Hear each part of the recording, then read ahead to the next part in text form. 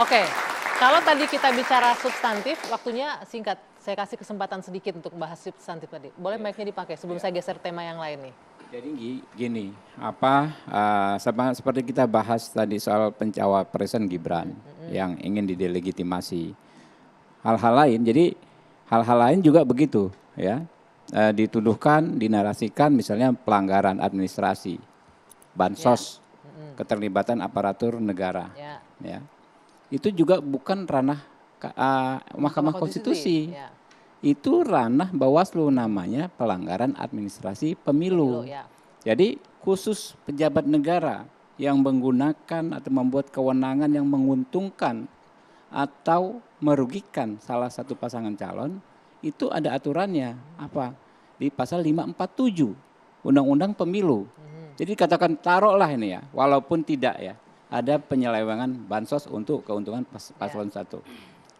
Kalaupun ada, walaupun tidak ada, ya. Jalannya adalah di 547 tersebut. Setiap penyelenggara negara yang membuat kebijakan yang menguntungkan atau merugikan pasangan calon dipidana 3 tahun. Ada pidananya juga bahkan. Melaporkannya kemana? Ke Bawaslu. Dalam konteks apa? Pelanggaran administrasi. Pelanggaran. Namanya itu bahasanya nomenklaturnya pelanggaran administrasi pemilu. Jadi baik secara formil maupun secara substansi, dua-duanya nggak masuk. Nggak ada yang namanya pelanggaran pemilu dengan memanfaatkan bansos itu. Apa bentuknya? Jadi kalau bicara pemilu, kita nggak bicara soal aktif program begitu saja, adanya bansos. Tapi kita harus bicara dua hal. Yang pertama adalah relevansi. Kedua, signifikansi. Relevansi itu apa? Kaitannya, ya. Apa kaitannya pemberian bansos, ya, dengan paslon 2? Keuntungannya apa yang diperoleh paslon 2? Dan itu harus dibuktikan dan harus ada kaitannya, keterkaitan yang melanggar hukum. Ini menarik ini. Apa kaitannya? Gitu? Saya perspektif yang lain. Jadi begini, dana perlindungan sosial itu adalah amanat APBN loh. Oke. Amanat APBN itu diputuskan bersama antara pemerintah dengan DPR, dengan legislatif. Kalau tidak dilaksanakan justru salah. Itu yang pertama. Ya, yang kedua, justru tugas presiden itu adalah untuk menjalankan pemerintahan. Ini kenapa saya dipotong ini? Yang di dalamnya itu. Mas Kodari tunggu dulu. Ini menarik. Sebelum saya lupa nih. Saya mau ke Mas Surah dulu. Gak apa-apa, ini buat menambah perspektif. Masih dalam konteks bansos. Nanti. Sebentar, saya tahan dulu. Oh, iya, Mas Ira. Mas Ira Prayuna, tolong direspon sedikit. Iya kan? Sabar dulu sebentar. Tadi disebutkan apa relevansinya pembagian bansos dengan kemenangan 02? Gini ya, kalau tadi yang disampaikan oleh Habib, itu kan normanya. Kalau norma ya baik.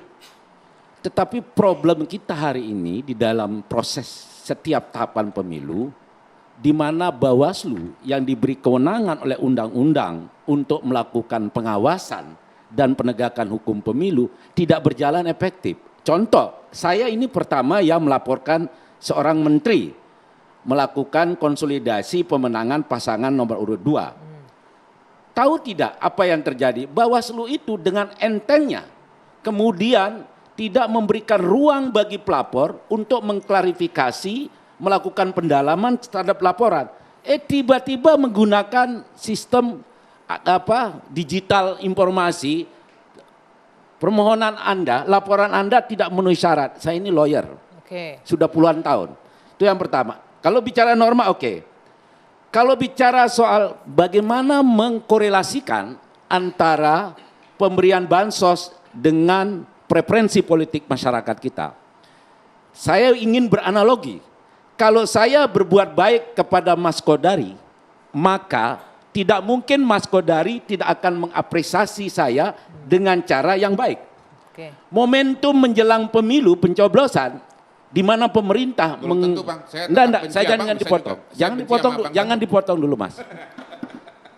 Kalau Anda kemudian ingin mengatakan bahwa kalau saya berbuat baik kemudian saya diapresiasi dengan cara tidak baik, itu saya pikir cara berpikir yang keliru. Saya bisa kasih ilustrasinya.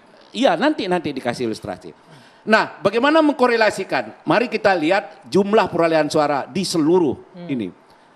Di dalam pelaksanaan pemilu kada, di mana di situ ada putusan yang mendiskualifikasi calon, itu Kota Waringin Barat di Jawa Timur, di Kota Waringin Barat. Kalimantan Tengah. Di sini saya dong. Itu semua di setiap daerah pemilihan itu kecenderungan pasangan yang menggunakan sistem money politik dengan cara pemberian bansos itu rata-rata peningkatan perolehan suara yang luar biasa. Tahan sampai di sana. Saya mau minta kasih kesempatan. Itu responnya begitu. Relevansinya Ya, jadi di sana gini, katanya. nggak ada. Berbuat baik artinya akan dilakukan. Jadi dalam baik hukum juga. itu sebenarnya kita itu terlarang untuk menggunakan analogi. Karena setiap kasus hukum tentu berbeda. Kedua, kita diminta hati-hati dalam membuat komparasi. Tadi pertama analogi soal berbuat baik dan lain sebagainya. Kedua soal komparasi antara pilkada dengan Pilpres, pemilihan umum.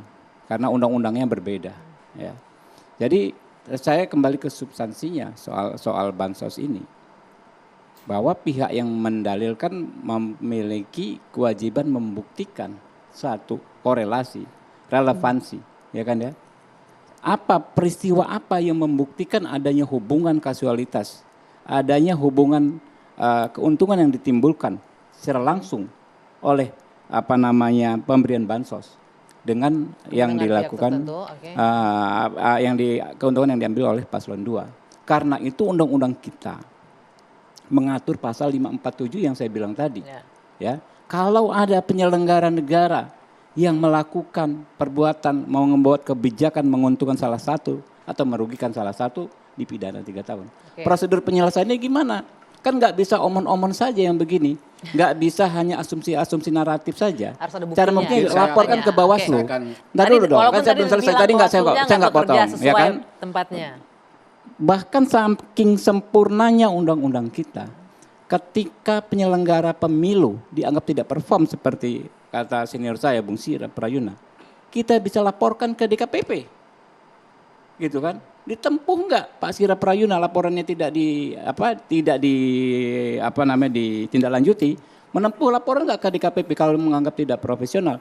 Jangan baru menganggap Bawaslu tidak profesional setelah pengumuman bahwa kalah. Maka itu saya katakan inilah respon paling brutal pihak yang kalah gitu loh. Saya kira gini, Mas Habib, nggak boleh gini. Ditanyain ke DKPP ya ditempuh. Jadi dengar dulu. Terhadap persoalan itu Anda nggak ke DKPP? Persoalan yang mana? Persoalan laporan ke menteri itu. Kan ini putusan DKPP sudah banyak, tidak harus saya yang melaporkan. Bukan Pak, Anda jadi bilang nggak puas dengan laporan Anda tidak ditindaklanjuti sebagai lawyer puluhan tahun. Tapi Anda tidak melaporkan ke DKPP. Padahal laporan ke DKPP sudah cukup banyak, bahkan sudah diputuskan bahwa kenapa Anda nggak ke DKPP?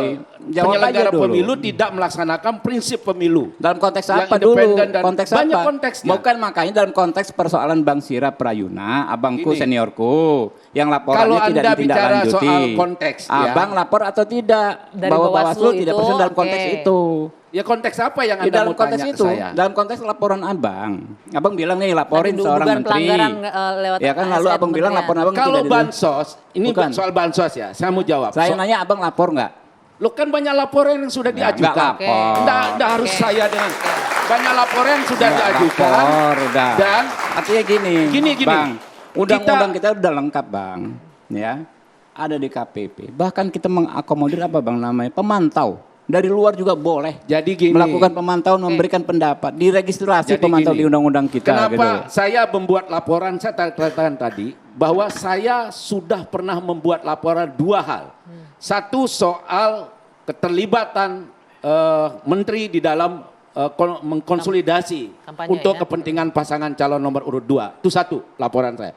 Lalu yang kedua, saya juga melaporkan tentang mobilisasi kepala desa dan perangkat desa untuk mendukung pasangan calon nomor urut 2. Itu kita laporkan. Tapi apa yang terjadi? Karena Bawaslu sudah bersikap partisan, sudah tidak independen lagi, berpihak pada pasangan calon tertentu, sehingga tidak melindaklanjuti daripada laporan-laporan yang sudah kami sampaikan. Mas Sira, maaf saya harus potong karena kita nggak bisa minta komentar dari Bawaslu malam hari ini karena ditudingkan tidak. Loh iya, mestinya harus ada Bawaslu supaya kita ini. Baik, kita jeda dulu sejenak. Kita akan beralih ke topik yang selanjutnya. Ini terkait dengan salah satu tuntutan petitumnya bahwa minta PSU pemungutan suara ulang. Mungkinkah dilakukan dan bagaimana prosesnya memakan waktu yang cukup panjang? Usai jeda kami bahas di Dua Sisi.